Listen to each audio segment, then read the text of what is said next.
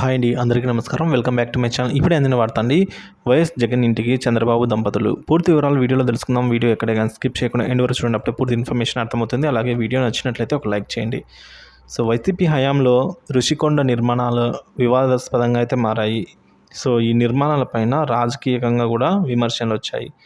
కోర్టులో కూడా కేసులు జరిగాయి. ఇప్పుడు కొత్త ప్రభుత్వం కొలువు తీరింది. టీడీపీ నేత గంటా పార్టీ నేతలతో కలిసి రుషికొండ భవనాలను సందర్శించారు. కళ్ళు చెదిరేలా భవనాల లోపల ఇంటీరియర్ ఆధునిక సదుపాయాలు ఉన్నాయి.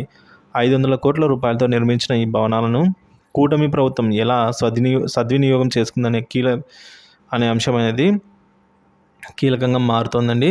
సో మరి రుషికొండ భవనాల గురించి ఇప్పుడు కనుక చూసుకున్నట్లయితే కొన్నేళ్లుగా సస్పెన్స్గా మారిన రుషికొండ భవనాలు తలుపులు తెరుచుకున్నాయి. మాజీ మంత్రి గంటా తమ పార్టీ నేతలతో కలిసి భవనాలను సందర్శించారు. రుషికొండ చుట్టూ 22 ఎకరాలు ఉండగా అందులో 9.8 ఎకరాల్లో గతంలో హరిత రిసార్ట్లు పేరుతో హోటళ్ళు, రూమ్లు ఉండేవి. 2019 నాటి ముందు పర్యాటకులకు రాకపోకలకు ఎలాంటి ఇబ్బందులు ఉండేవి కావు. వైసీపీ ప్రభుత్వం అధికారం చేపట్టాక రుషికొండను చుట్టూ తొలిచి నిర్మాణాలు చేపట్టింది. సో చుట్టూ త్రవ్వింది. సో దానిపైన అయితే నిర్మాణాలు చేపట్టింది. జనం రాకపోకలకు 4 ఏళ్ల పాటు ఆటంకం కూడా కల్పించింది. వైసీపీ హయాంలో అయితే ఈ నిర్మాణం జరిగిందండి. ఈ నిర్మాణం వైసీపీ హయాంలోనే రూపుదిద్దుకుంది. సో ఏపీ టూరిజం డెవలప్మెంట్ కార్పొరేషన్కు అప్పటి ప్రభుత్వం ఈ సంస్థ ఈ భవన నిర్మాణ బాధ్యతలు అప్పగించింది. ప్రభుత్వ ధనంతో జగన్ ప్యాలెస్ ఇక్కడ నిర్మాణం సాగుతుందంటూ పెద్ద ఎత్తున విమర్శలు వచ్చాయి.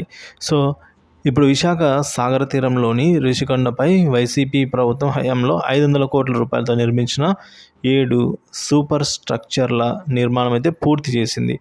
నేషనల్ గ్రీన్ ట్రిబ్యునల్ సభ్యులు రుషికొండ పర్యటన సందర్భంగా 9.8 ఎకరాలు కాకుండా మరో 2 ఎకరాల్లో వెళ్ళి సీ వ్యూను క్యాప్చర్ చేసేలా 7 స్ట్రక్చర్ ప్రాజెక్టులకు చేపట్టినట్టు వైసీపీ ప్రభుత్వం అప్పట్లో వివరణ ఇచ్చింది.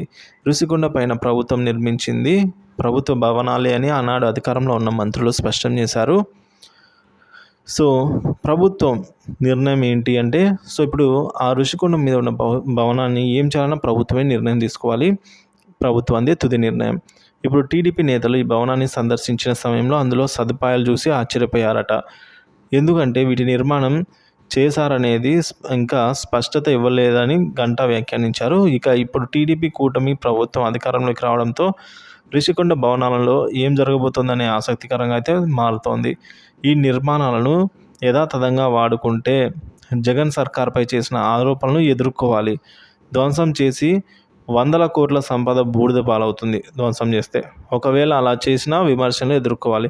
అందుకే రుషికొండ అంశంపై తాజాగా కూటమి పార్టీల అగ్రనేతల్లో తర్జన భర్జన జరుగుతున్నాయి. ఏదేమైనప్పుడు కూడా ప్రభుత్వం తుది నిర్ణయం అనేది ఇక్కడ స్పష్టంగా తెలుస్తోంది. సో ప్రభుత్వం ఏ నిర్ణయం తీసుకుంటుందా అనేది అయితే ఆసక్తికరంగా మారింది ఫ్రెండ్స్.